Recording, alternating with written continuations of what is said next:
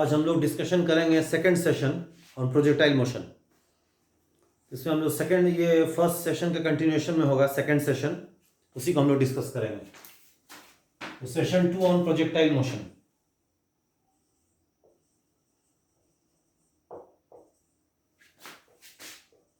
On projectile motion, session 2 on projectile motion, तो ये हम लोग डिस्कस करेंगे। तो एक बार हम जो एक रफ डायग्राम बना दे रहे हैं, जो लास्ट क्लास में हम लोग डिस्कशन किए थे लास्ट सेशन में, उसका इंपॉर्टेंट रिजल्ट्स हम स्टेट कर रहे हैं, उसके लिए डायग्राम बना रहे हैं। ये वर्टिकल एक्स वाई प्लेन है, x axis horizontal, y axis vertical. वो मेरा ऑरिजिन, मेरा पॉइंट ऑफ प्रोजेक्शन है, यहीं से शेल को फेंका गया है इनिशियल स्पीड u से at an angle alpha with the horizontal at time instant t बराबर 0। अब ये जो है इस पाथ में, कर्व पाथ में जाता है, इस तरह से जाता है वर्टिकल पाथ में, वर्टिकल प्लेन में जाता है ये इन सम कर्व पाथ। किसी इंस्टेंट t पर शेल यहां पर है, शेल एट टाइम t। इस समय इसका वेलोसिटी v है, इसका x component of velocity vx है, y कंपोनेंट vy है, और शेल का कोऑर्डिनेट्स है x, y।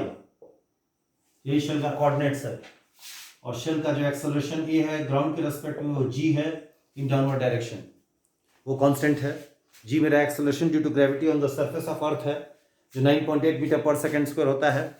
या समटाइम्स न्यूमेरिकल्स में उसको सिंप्लीफाई करने के लिए 10 ले लिया जाता है, just to simplify the calculations. तो इसमें सारा x y vx vy सब हम लोग लास्ट क्लास में, लास्ट सेशन में सब उसको डिराइव कर दिया गया था, है ना। अच्छा, इसमें देखिए इसमें हम लोग क्या करेंगे कि कुछ पैरामीटर्स हम लोग इवेलुएट करेंगे। Parameters of this motion will be discussed. सबसे पहला बात देखिए, अच्छा ये हम लोग कल सबसे पहला चीज हम लोग जो निकालेंगे वो टाइम ऑफ फ्लाइट होगा, t, time of flight of the projectile, या time of flight of shell, time of flight of shell, उसको t से डिनोट करेंगे। अच्छा, ये टाइम ऑफ फ्लाइट क्या होता है इसको समझिए। यहां से शेल को फेंका गया, शेल इस पाथ में जाकर फिर से उसी हॉरिजॉन्टल लेवल पर आ गया as the point of projection. यहां से शेल को फेंका गया, शेल वर्टिकल प्लेन में मूव किया किसी कर्व पाथ में, और फिर से it comes at the same horizontal level as the point of projection. तो यहां से यहां जाने में जो समय लगेगा वही टाइम ऑफ फ्लाइट कहलाएगा। अच्छा, टाइम ऑफ फ्लाइट कैसे आएगा? जैसे देखिए, जब यहां पहुंचेगा शेल, उसका कोऑर्डिनेट्स कुछ होगा, उसका वाई कोऑर्डिनेट जो होगा इस पॉइंट पर 0 हो जाएगा, इस पॉइंट पर इसका वाई कोऑर्डिनेट 0 हो जाएगा। इसमें क्या लिखेंगे? एट t बराबर कैपिटल T इंप्लाई करेगा शेल का वाई कोऑर्डिनेट वैनिश कर जाएगा। बट हम लोग डिस्कस किए थे कि बट वाई कितना होता है, जनरल रिलेशन वाई क्या होता है? ut sine alpha minus gt square by 2। अब इसमें स्मॉल t जब कैपिटल T के बराबर है तो y मेरा 0 हो जाएगा। इसमें t को कैपिटल T लिखेंगे तो y will be 0। ut sine alpha minus gt square by 2 ये 0। बट इसका मतलब इसमें हम कैपिटल T अगर कॉमन ले लेंगे तो ये हो जाएगा u sine alpha minus gt by 2 बराबर 0। बट t तो मेरा नॉन जीरो है, t इज नॉन जीरो, क्योंकि शेल को यहां से जाने में नॉन जीरो टाइम लगेगा, जीरो टाइम में तो जाएगा नहीं, तो t तो जीरो हो नहीं सकता है। ये इक्वेशन तभी फुलफिल होगा जब ये क्वांटिटी जो ब्रैकेट में है वही 0 होगा। तो this implies u sine alpha minus gt by 2 बराबर 0। तो इसको सॉल्व करेंगे तो t हो जाएगा 2u sine alpha by g। ये time of flight of the shell हो जाएगा। ये फेमस फॉर्मूला है 2u sine alpha by g। अच्छा, u साइन अल्फा आप जान लीजिए, u का y कंपोनेंट है, इनिशियल वेलोसिटी का y कंपोनेंट, वर्टिकल कंपोनेंट। इसको लिख सकते हैं 2uy बाई g। ये time of flight of the shell हो जाएगा। शेल का जो टाइम ऑफ फ्लाइट होगा वो होगा 2uy बाई g या 2u sine alpha by g। ये फेमस फॉर्मूला है, इसको हमेशा याद रखना है, भूलना नहीं है इसको। अच्छा, दूसरा चीज हम लोग जो निकालेंगे, देखिए शेल जब ऐसे मूव करता है तो ये शेल का ग्रेटेस्ट हाइट वाला पॉइंट है, is the highest point achieved by the shell in course of its motion, highest point of the shell. अच्छा, पॉइंट ऑफ प्रोजेक्शन से हाईएस्ट पॉइंट तक जाने में जो समय लगता है उसको टाइम ऑफ असेंट कहते हैं, that is called the time of ascent. तो टीए जो है उसको बोलते हैं टाइम ऑफ असेंट। और टाइम ऑफ असेंट को डिफाइन कैसे करेंगे? Time taken by the shell to move from the point of projection to its greatest height. तो time taken by the shell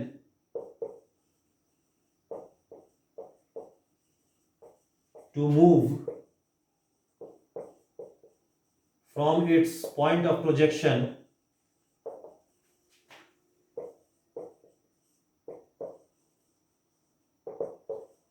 to its greatest height.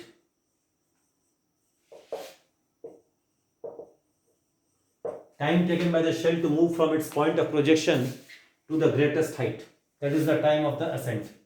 अच्छा, last class में हम लोग discuss किए थे, लास्ट सेशन में, कि हम जहाँ डिस्कस किए थे किसी आर्बिट्ररी टाइम इंस्टेंट टी पर वी वाई जो होगा, वही वी वाई जो है लिखे हैं, वो होता है u y minus g t होगा। अच्छा देखिए, ग्रेटेस्ट हाइट पर वाई मैक्सिमम होगा, at greatest height y will be maximum, at greatest height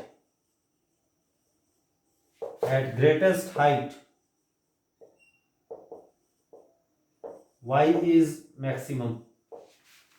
greatest height पर y जो है y is maximum, y is meaning greatest height पर कैलकुलस के रूल से dy by d t zero होगा, यानी वी वाई जीरो होगा। यानी कि इसमें t को जब TA लिख देंगे तो वी वाई जीरो होगा। एट t बराबर TA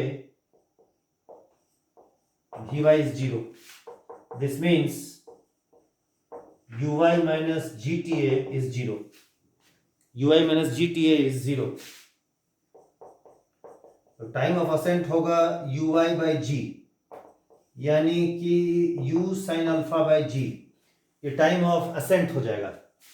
स्टैंडर्ड फॉर्मूला अच्छे देख सकते हैं, टाइम ऑफ असेंट जो है टोटल टाइम का हाफ है। देखिए, time of ascent is half the time of flight of the shell. देख रहे हैं, शेल का जो टाइम ऑफ फ्लाइट है उसके हाफ के बराबर है। देख लीजिए, it is half of the time of flight of the shell. Time of flight of the shell का हाफ जो है टाइम ऑफ असेंट के बराबर है। ये सेकंड पैरामीटर है जो हम लोग डिस्कस कर दिए हैं, ठीक है। अच्छा, यहां मिटा रहे हैं, ठीक है ना।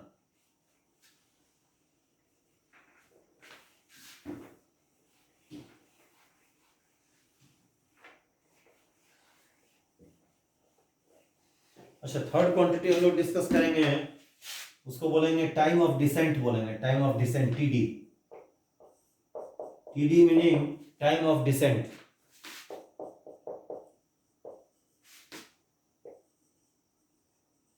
टाइम ऑफ डिसेंट को डिफाइन कैसे करेंगे? Time taken by the shell to move from its greatest height to the same level as the initial point of projection, that is called the time of descent. So time of descent is the time taken by the shell to move from its greatest height to the same horizontal level as the point of projection, to the same horizontal level as the point of projection, point of projection। यानी कि यहां से यहां जाने में जो समय लगेगा वही टाइम ऑफ डिसेंट है। अच्छा, यहां से यहां जाने में जो समय लगा टाइम ऑफ असेंट है, और यहां से जाने में जो समय लगेगा टाइम ऑफ डिसेंट है। तो यहां से यहां जाने में जो समय लगेगा t, वो TA और TD का सम हो जाएगा। Therefore TA plus TD is equal to T। This will imply TD is equal to T minus TA। But second result में हम लोग डिराइव किए थे कि TA जो होता है टाइम ऑफ फ्लाइट का हाफ होता है। So this will mean time of descent is equal to t minus t by 2 यानी t by 2। तो टाइम ऑफ डिसेंट भी वही होगा जो टाइम ऑफ असेंट होगा। तो t को लिख देंगे बाई 2 करेंगे तो ये हो जाएगा ui बाई जी, यानी कि u sine alpha by G. ये सेकेंड थर्ड रिजल्ट से हम लोग क्या समझे कि time of descent is same as the time of ascent और वो टोटल टाइम ऑफ फ्लाइट का हाफ है। ठीक है, ये थर्ड रिजल्ट था, बता दिए हम। यहां मिटाते हैं। ठीक है,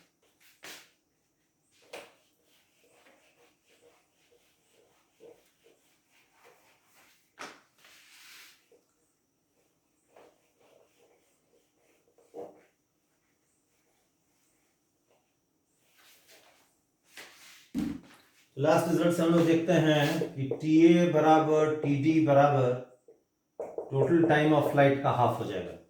थर्ड रिजल्ट था, ये भी बता दिए। ठीक है, अच्छा फोर्थ रिजल्ट हम लोग डिस्कस करेंगे। देखिए फोर्थ रिजल्ट क्या है उसको ध्यान दीजिए।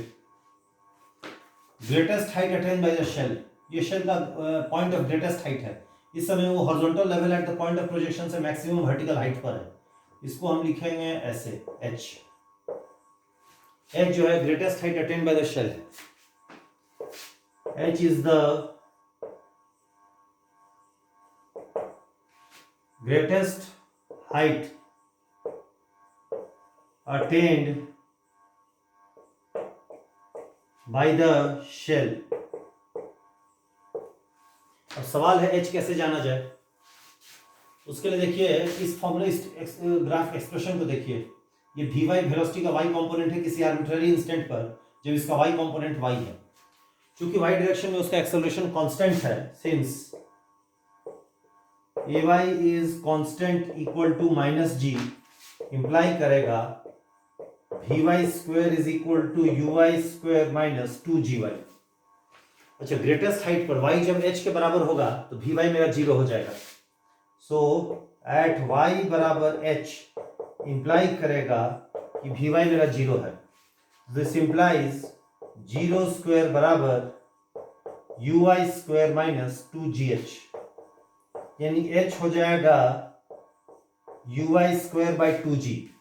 uy क्या है, u साइन अल्फा है, तो h को लिखेंगे u साइन अल्फा का होल स्क्वायर बाई 2g। ये देखिए यही greatest height attain by the shell होगा above its point of projection, h बराबर u sine alpha whole square by 2g। इस रिजल्ट को भी स्टैंडर्ड रिजल्ट जैसा याद रखना है। So greatest height attain by the shell above its point of projection हो जाएगा u sine alpha whole square by 2g, ये h हो जाएगा। ठीक है, अच्छा इसको मिटा दे रहे हैं। ठीक है,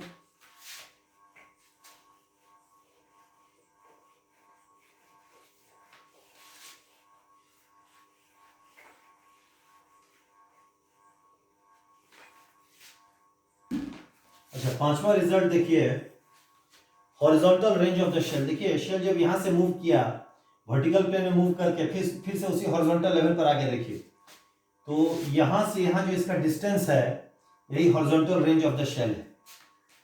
तो r is the horizontal range of the shell.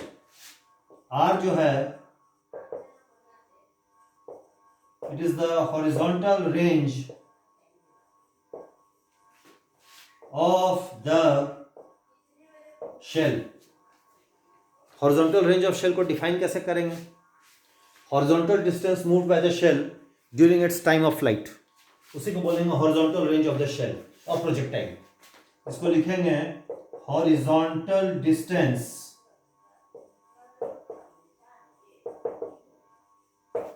Moved by the shell during its entire time of journey, during its time of flight, during its time of flight, तो ये horizontal range of the shell कहलाएगा, उसी को बोलेंगे horizontal range of the shell. अच्छा सवाल है are कैसे निकाला जाए। अब देख लीजिए शेल को यहां से यहां जाने में समय लगेगा कैपिटल टी। ये कैपिटल टी टाइम में जो एक्स का वैल्यू होगा वही आर होगा। इसको लिखेंगे एट टी बराबर कैपिटल टी इम्प्लाई करेगा x बराबर r। हो गया, बट हम जानते हैं कि x कितना होता है आर्बिट्ररी इंस्टेंट पे, ut cos अल्फा होता है। तो जब t बराबर कैपिटल T होगा तो x बराबर r हो जाएगा। देयरफॉर r बराबर ut cos ऑफ अल्फा, ये r हो जाएगा। देखिए यही रेंज हो जाएगा ut cos अल्फा, यही शेल का हॉरिजॉन्टल रेंज कहलाएगा। तो horizontal range of the shell हो जाएगा ut cos अल्फा। और t कितना है हम लोग का 2u sin alpha by g जो निकाल चुके हैं फर्स्ट रिजल्ट, इसको डाल देते हैं इसमें। तो r बराबर u cos अल्फा, t को लिखेंगे 2u sin alpha by g, r ऐसे लिखाएगा, ठीक है। तो इसको मिटाते हैं, ठीक है ना।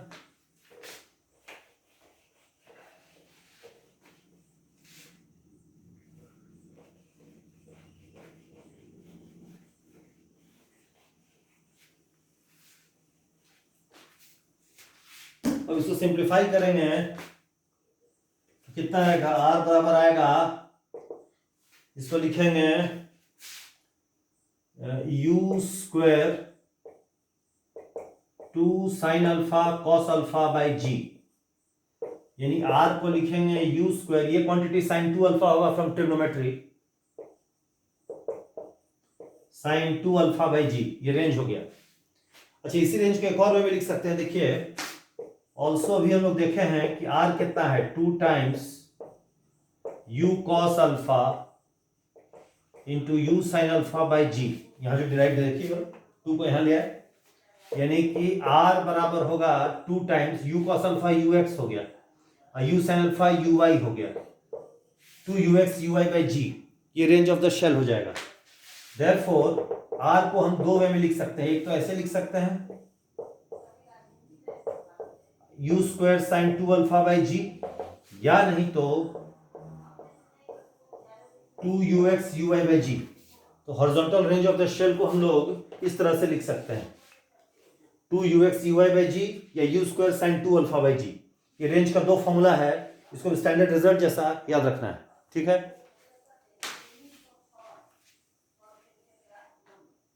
इसको मिटा देते हैं, ठीक है।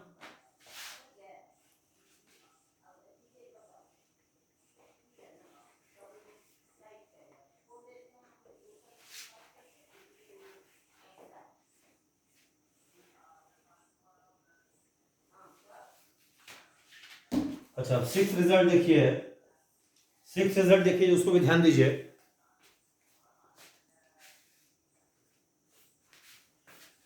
सिक्स रिजल्ट देखिए, to find the equation of the path of the shell, to find the equation of path of the shell, to find the equation of path of the shell. उसके देखिए पहला सेशन हम लोग discuss किए थे, at certain instant t, at arbitrary instant t, x कितना होता है ut cos अल्फा होता है, ये सेशन 1 में डिस्कस किए थे। और y होता है, ये x है, y होता है ut sin alpha minus gt square by 2 होता है। अब इस इक्वेशन को देखा जाए तो t को हम लिखेंगे x by u cos alpha. देखिए अगर इन दोनों इक्वेशन से अगर हम t को एलिमिनेट कर देंगे तो x y के बीच में रिलेशन आ जाएगा, वही शेल का पाथ का इक्वेशन हो जाएगा, Cartesian equation of path of the shell हो जाएगा। तो t हो जाएगा x by u cos alpha, इस t को इसमें डाल देंगे तो हमको y मिल जाएगा, ठीक है। इसको मिटा देते हैं, ठीक है।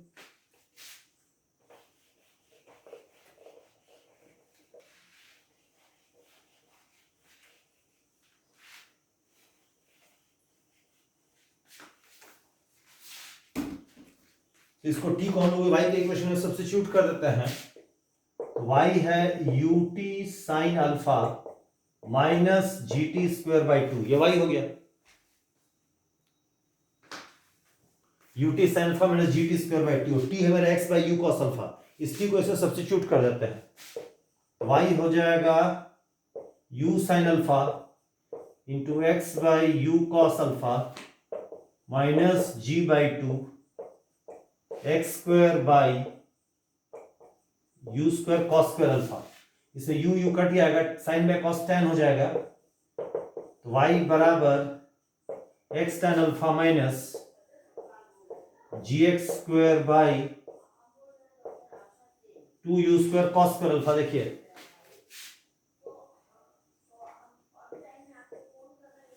इसी को बोलते हैं Cartesian equation of path of the shell. Cartesian equation of path of the shell.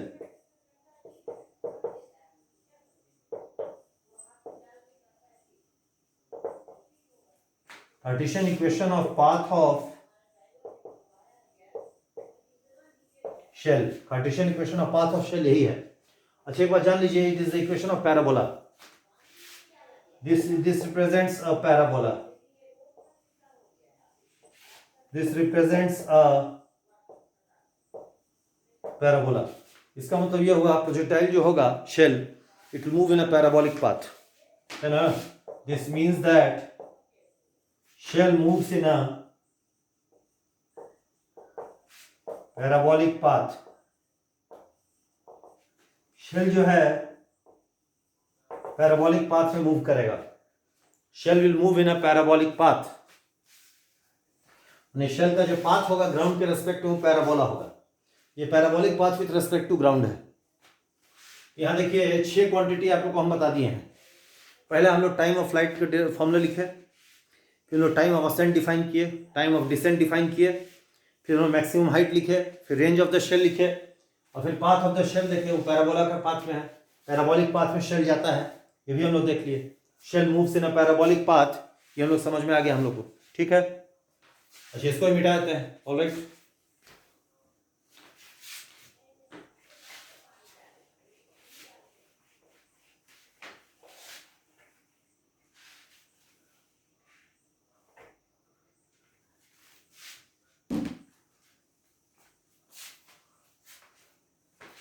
Seventh देखिए, सेवेंथ पॉइंट जो ध्यान देना है उसके रेंज के बारे में देखिए।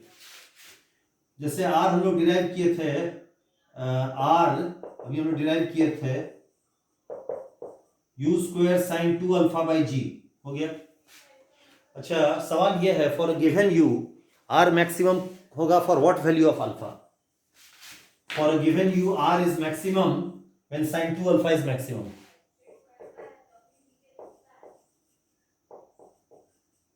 For a given u, r is maximum when sin 2 alpha is maximum. That is sin 2 alpha is plus 1. That is 2 alpha is equal to pi by 2 90 degree. That is alpha is equal to pi by 4. यानी कि angle of projection जब 45 degree होगा, पाई by 4 यानी 45 degree, तब horizontal range of the shell maximum होगा for a given u, ठीक है। इसको मिटा देते हैं।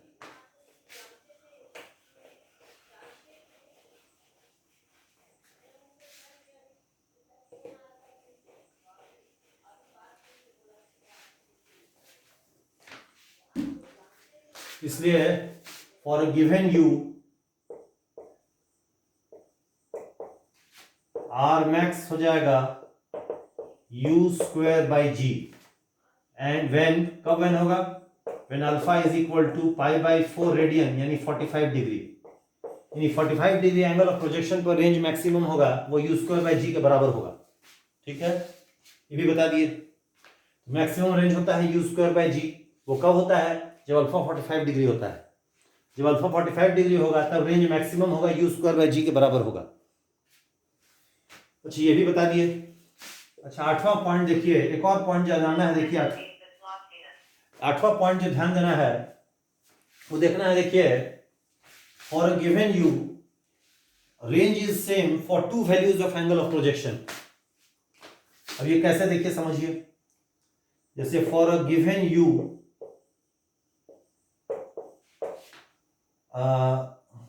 For a given u there are 2 values of alpha for which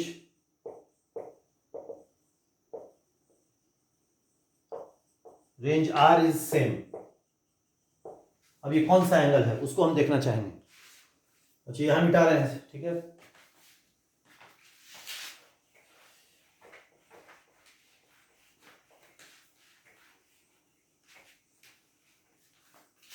अब देखिए रेंज का फॉर्मूला हम यहां लिख रहे हैं, इसके कंटिन्यूएशन यहां लिख रहे हैं। रेंज हो गया u square sine 2 alpha by G हो गया रेंज, ये रेंज हो गया। अच्छा एक बात देखिए, हम लोग जानते हैं कि sine pi minus theta is same as sine theta, तो but sine pi minus 2 alpha is same as sine 2 alpha. This means यहां साइन 2 अल्फा को इससे रिप्लेस कर सकते हैं। दिस मीन्स आर होगा u square sine pi minus 2 alpha by G. अब इसको लिखेंगे u स्क्वायर साइन, इसमें 2 कॉमन ले लेते हैं, 2 pi by 2 minus alpha by G. ये देखिए जिसको थोड़ा हम बड़ा करके लिख दे रहे हैं, थोड़ा क्लमजी हो गया है। इसको लिखेंगे u square by g sine 2 times pi by 2 minus alpha. अच्छा ऐसा करते हैं, पाई बाई 2 माइनस अल्फा को अल्फा 1 लिखते हैं से, let pi by 2 minus alpha be equal to alpha 1 से। अच्छा इसको यहां मिटा रहे हैं।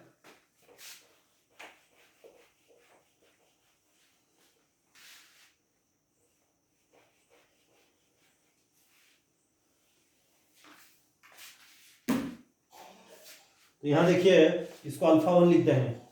दिस मीन्स आर हो जाएगा u square by g sine 2 alpha 1। यानी आर का दो फॉर्मूला हुआ, ये वाला ये वाला।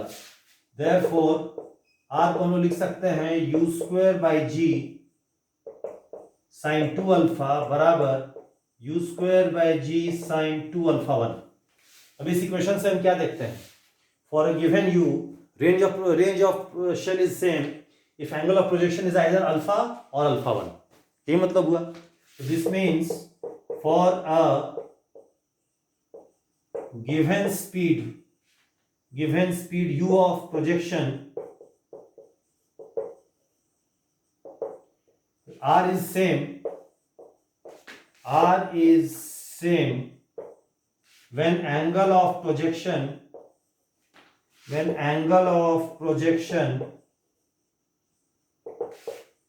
is either alpha or alpha 1, that is pi by 2 minus alpha।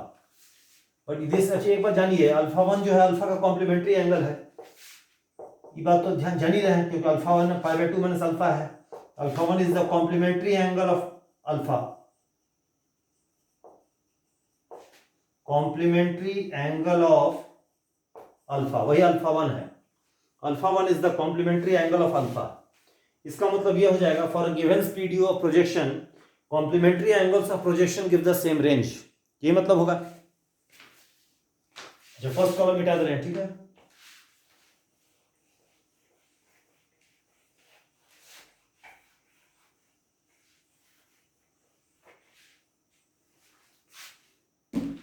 तो दिस मीन्स इसे कंटिन्यूएशन में यहां लिख रहे हैं, for a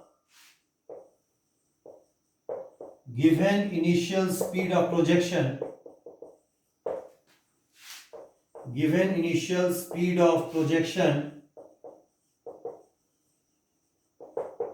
complementary angles give the same range।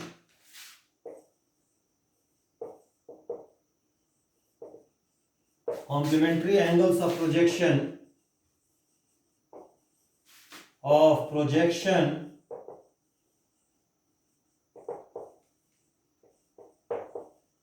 give the same range। Complementary angles के लिए range of projection range of the shell same होगा। यानी for given speed U of projection for angles which are complementary angles we get the same range. So ये result भी आपको ध्यान में रखना है। ऑलराइट, ठीक है।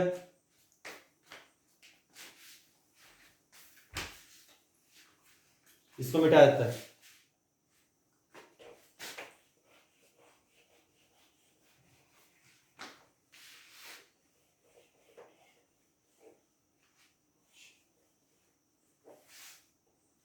अच्छा, नेक्स्ट पॉइंट जो ध्यान देना है, देखिए नेक्स्ट पॉइंट ये है कि to find the speed of the shell when it is at a height, vertical height y above the point of projection. तो इसमें ये समझिए एक तरह का ये रिजल्ट है, ये भी इसमें रिजल्ट ये है, find the speed v of shell when it is at a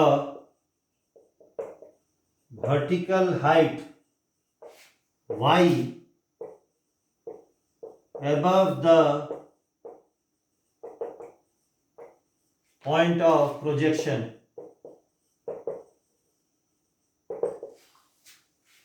ये भी यानी ये वाला भी, इस डायग्राम में ये वाला भी देखिए, ये भी पता करना है। तो देखिए हम लोग जानते हैं कि v को क्या लिखेंगे, root under vx square plus vy square. ये आर्बिट्ररी लोकेशन यहाँ पर जब शेल है, y height above the point of projection है, बट हम जानते हैं कि vx कितना होता है, u cos अल्फा होता है, और vy क्या होता है, vy स्क्वायर होता है uy स्क्वायर माइनस 2gy, और uy क्या है इसमें, u साइन अल्फा है माइनस 2gy, ये vy स्क्वायर हो गया। अब vx vy को इसमें डाल देंगे तो v आ जाएगा।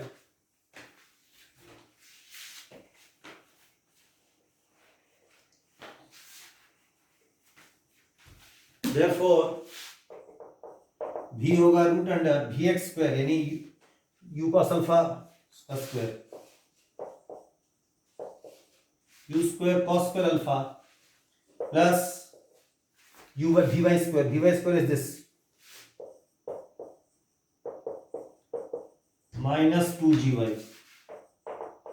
ये हो गया, u स्क्वायर कॉमन आ गया, cos square alpha plus sine square alpha minus 2gy हो गया। ये cos square alpha plus sine square alpha 1 हो जाएगा ट्रिग्नोमेट्री फॉर्मूला से, v हो गया u root under u square minus 2gy। ये भी स्टैंडर्ड फॉर्मूला है, इसको भी याद रखिएगा। जब शेल जो है it is at a vertical height y above the point of projection, उसका स्पीड v होगा root under u square minus 2gy। ये शेल का स्पीड होगा when it is at a vertical height y above the point of projection। ये result भी आपको जान लेना है, ठीक है, ऑलराइट। यहां जाके देखिए, यूजुअल प्रोजेक्शन के केस में जितना भी इंपॉर्टेंट पैरामीटर्स है उसको हम लोग डिराइव कर दिए हैं, उसको हम लोग एक्सप्रेशन भी लिख दिए हैं। ये सब कुछ रिजल्ट्स को याद रखना है। देखिए हिसाब बनाइए तो बहुत सारे रिजल्ट्स अपने आप याद हो जाएगा, अलग से आपको याद करने के अलग से कोई एफर्ट लगाने की जरूरत नहीं है, वो ऑटोमेटिकली याद हो जाएगा अगर आप प्रॉब्लम खूब सारा सॉल्व कर रहे हैं तो, ठीक है ना। इसको मिटा देते हैं। चलिए हम लोग अब क्या करते हैं, कुछ न्यूमेरिकल्स टेकअप करेंगे। We take up some numericals, we take up some numerical problems, ठीक है। तो देखिए पहला प्रॉब्लम ये है, देखिए फर्स्ट एग्जांपल ये है, a shell is thrown from ground, is thrown from ground at initial speed of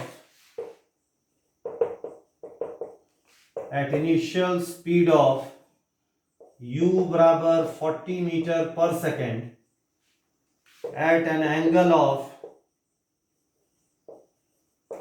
alpha equal to 60 degree with the horizontal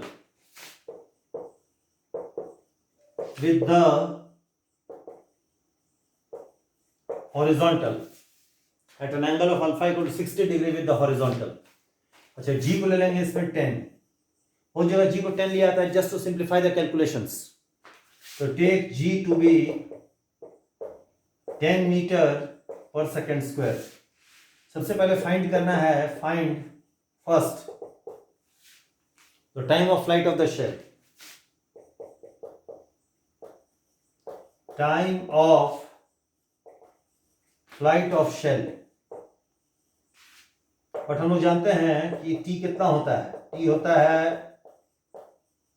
2u sine alpha by g होता है, तो 2u हो गया मेरा कितना, u हो गया 40, g हो गया 10, अल्फा मेरा 60 डिग्री, साइन 60 डिग्री, ये हो जाएगा 0 0 कट गया, 8 हो जाएगा, 8√3/2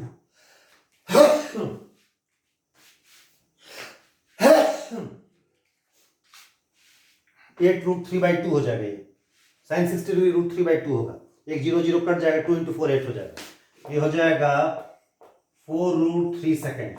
ये आंसर आ गया। देखिए पहला क्वेश्चन का आंसर आ गया। तो स्ट्रेट फॉरवर्ड क्वेश्चन है, बस उसमें वैल्यू डाल देना है u, अल्फा और g का, कैलकुलेट कीजिएगा तो आंसर आ जाएगा।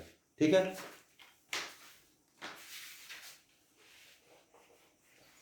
अच्छा, सेकंड क्वेश्चन ये बोलता है, सेकंड क्वेश्चन कहता है find the time of ascent and the time of descent. Find the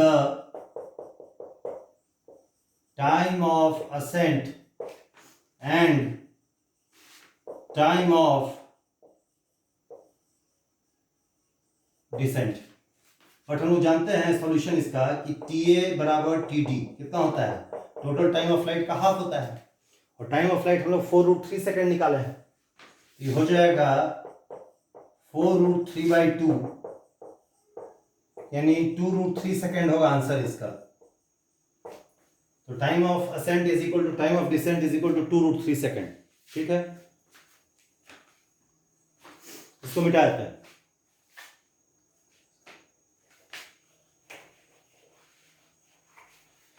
फिर अगला बोलता है कि find the greatest height attained by the shell above its point of projection. Third में बोलता है find the greatest height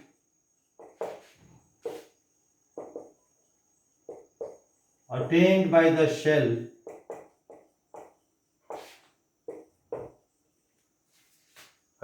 shell above its point of projection।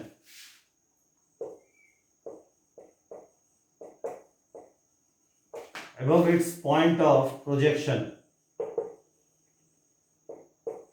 Greatest height हम लोग h लिखते हैं ना, अभी हम लोग डिराइव किए थे h का formula u² sin² alpha by 2g।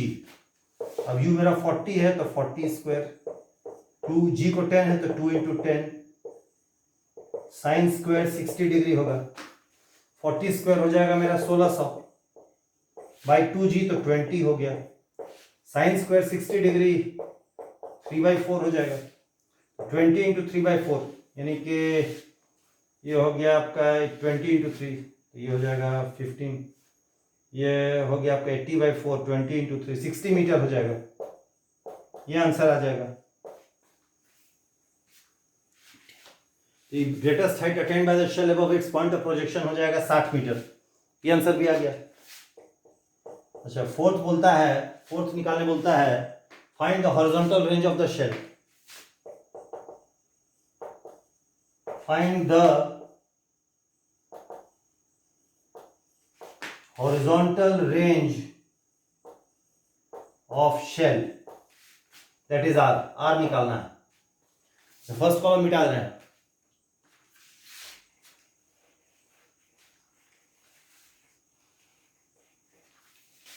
Find the horizontal range of shell that is R। अच्छा, R हम लोग जानते हैं कितना होता है, u² sin 2 alpha by g होता है। अच्छा, u मेरा कितना है 40, तो 40² हो गया, sin 2 alpha 2 × 60 degree by g मेरा 10 हो गया, तो r हो जाएगा 40² होगा 1600, 1600/10 तो 160 होगा, into sine of 120 degree, sine of 120 degree √3/2 होगा, तो 160 × √3/2, तो r हो जाएगा 80√3 मीटर। ये जाके इसका रिक्वायर्ड आंसर हो जाएगा। यहां जाके देखिए, ये क्वेश्चन डिस्कस किए हम। अच्छा, इधर मिटा देते हैं, इधर मिटा देते हैं, ठीक है ना।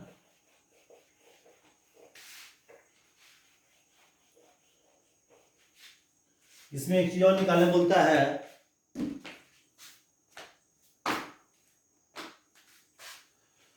और निकालने बोलता है इसमें फाइंड करने बोलता है। अच्छा, कौन सा पार्ट था, T था, TA TD था, H था, R था, ये पांचवा था, पांचवा है ना, पांचवा fifth part of the question है। क्वेश्चन का फिफ्थ पार्ट है ये, fifth part of the question है। Fifth part of the question बोलता है write down the Cartesian equation of trajectory of the shell. Write down the Cartesian equation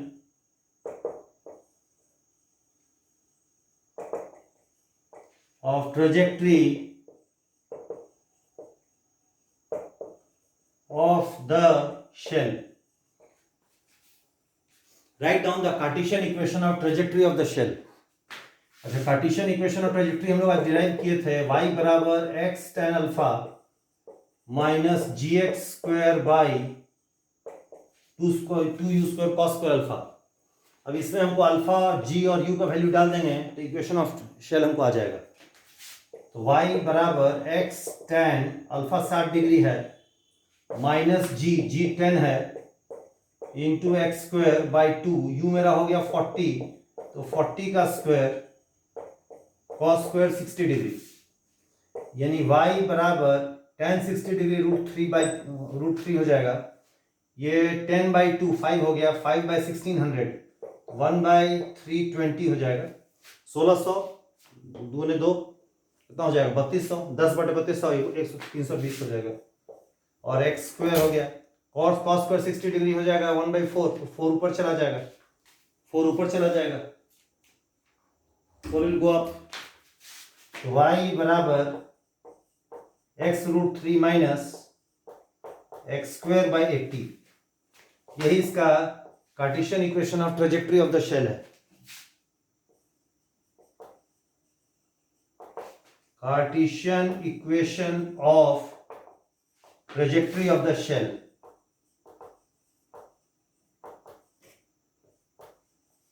This is the Cartesian equation of trajectory of shell.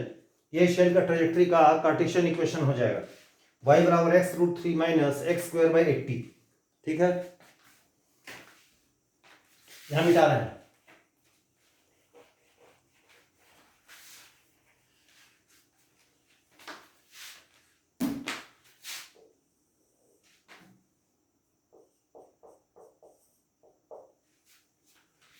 अच्छा, एक point और बताना है, for the given speed of projection find the maximum range. What is the maximum range of the shell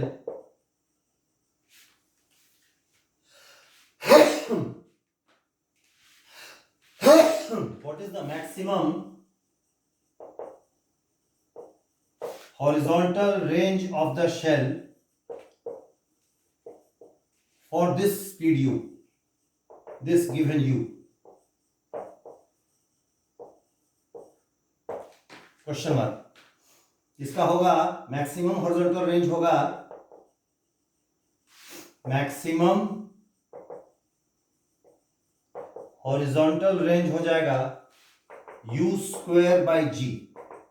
अब u मेरा 40 है तो 40 square by 10, 1600, 40 square 1600, 1600 बटे 10 तो 160 मीटर होगा।